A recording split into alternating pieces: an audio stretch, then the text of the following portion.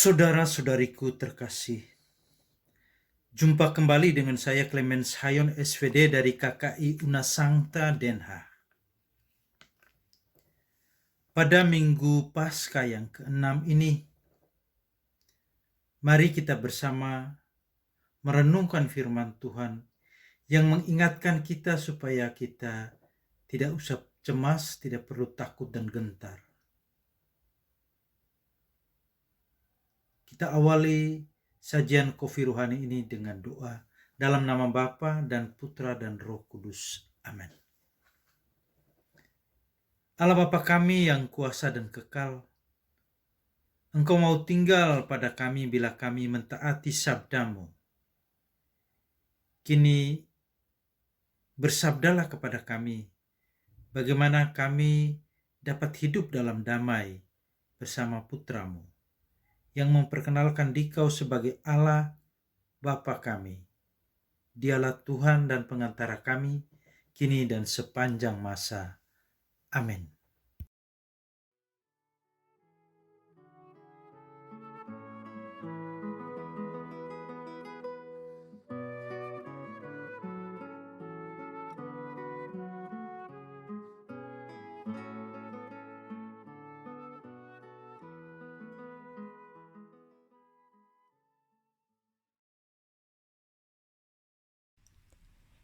Inilah Injil suci menurut Yohanes. Jawab Yesus, "Jika seorang mengasihi Aku, ia akan menuruti firman-Ku, dan Bapa-Ku akan mengasihi dia, dan Kami akan datang kepadanya dan diam bersama-sama dengan dia. Barang siapa tidak mengasihi Aku, ia tidak menuruti firman-Ku. Dan firman yang kamu dengar itu bukanlah daripadaku, melainkan dari Bapa yang mengutus Aku. Semuanya itu kukatakan kepadamu, selagi Aku berada bersama-sama dengan kamu. Tetapi penghibur, yaitu Roh Kudus, yang akan diutus oleh Bapa dalam namaku, Dialah yang akan mengajarkan segala sesuatu kepadamu dan akan mengingatkan kamu akan semua yang telah kukatakan kepadamu. Damai sejahtera kutinggalkan bagimu. Damai sejahteraku kuberikan kepadamu. Dan apa yang kuberikan tidak seperti yang diberikan oleh dunia kepadamu. Janganlah gelisah dan gentar hatimu.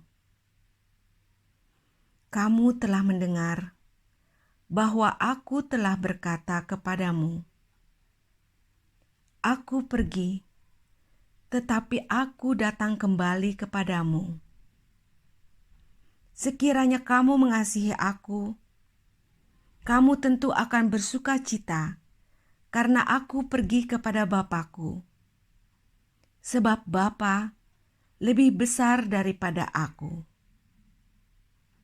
Dan sekarang juga Aku mengatakannya kepadamu sebelum hal itu terjadi, supaya kamu percaya apabila hal itu terjadi. Demikianlah sabda Tuhan.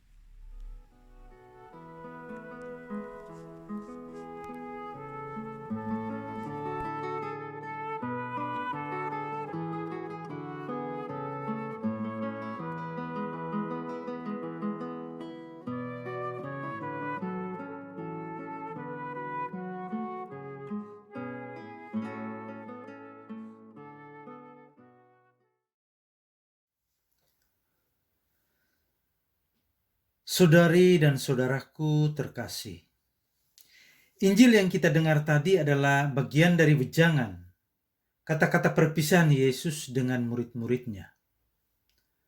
Wejangan ini merupakan kata-kata terakhir Yesus yang melekat di hati para murid dan juga di hati kita pada saat kita mendengarkannya. Yesus pergi dari kehidupan para rasul. Hal itu terjadi pada hari kenaikan. Maka sebelumnya Yesus perlu mempersiapkan para rasul untuk hal itu. Seperti ayah atau ibu di ranjang kematian masih memberikan nasihat, petua, pesan yang baik kepada anak-anak mereka. Karena mereka akan menjalani hidup yang tidak mudah. Itulah sebabnya Yesus mengingatkan bagaimana murid-muridnya akan tetap mengalami kehadirannya walaupun dia berpisah dari mereka. Dan ada 3 cara para murid mengalami kehadiran Yesus.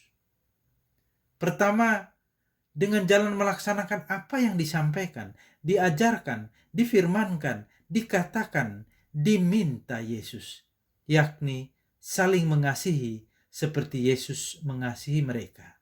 Sebagaimana ditulis penginjil Yohanes dalam Injilnya tadi, jika seorang mengasihi aku, ia akan menuruti firmanku, dan Bapakku akan mengasihi dia, dan kami akan datang kepadanya dan diam bersama-sama dengan dia.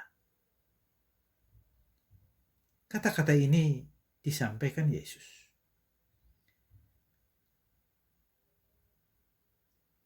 Kedua, yakni dengan cara mendengarkan rohnya. Yesus menjanjikan para muridnya penghibur, penolong, Roh Kudus. Roh Kudus itu akan melanjutkan pekerjaan Yesus.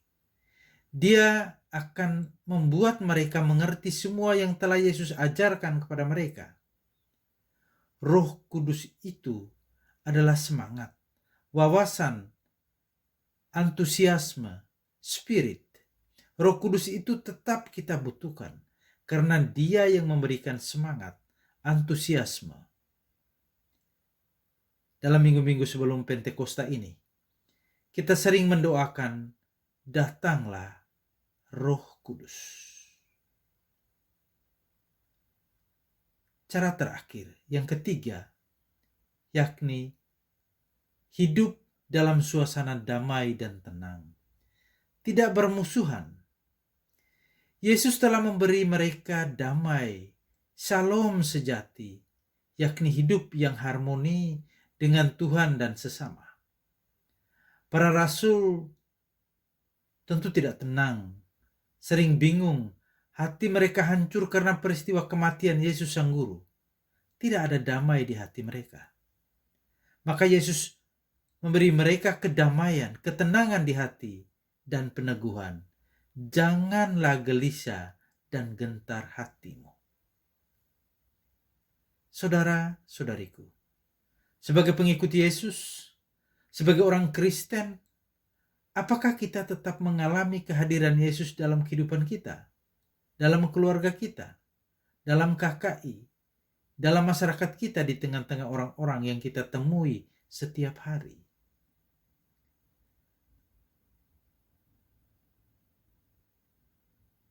Bukankah ketiga cara mengalami kehadiran Yesus di atas juga berlaku untuk kita? Sudah sejauh mana kita melaksanakan ketiga hal di atas untuk mengalami kehadiran Yesus?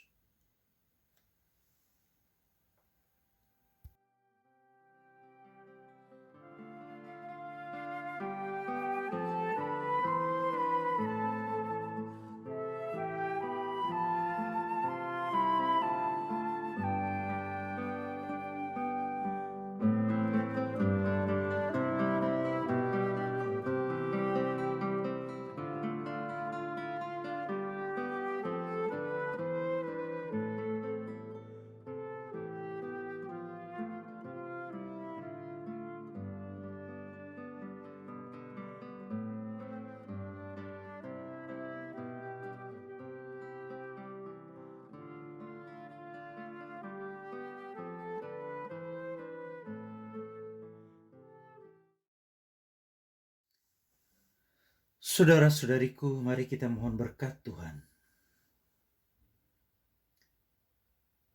Dalam bacaan Injil tadi kita mendengarkan kata-kata peneguhan dari Yesus yang bukan cuma ditujukan untuk para rasul, tapi juga untuk kita sekalian.